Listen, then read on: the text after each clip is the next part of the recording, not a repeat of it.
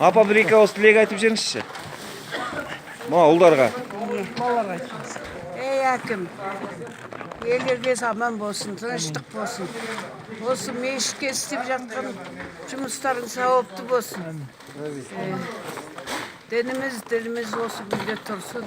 Бейбітшілік заман болсын әкім. Амин, айтқаныңыз келсін, апа. Аман болыңыз. Алла разы болсын, апа. Қан қысымын. Алла разы болсын. Тәке бір-екі ауыз сөз айтып жүріңіз. Енді айтамын, мен қорғанысымыз жақсы.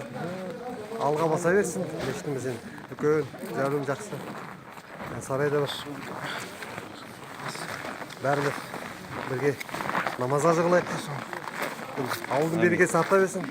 Жұмысымыз алға бассын. Бәрі жақсылық тілеймін. Ауылдың азаматтарына көптен көп рахмет.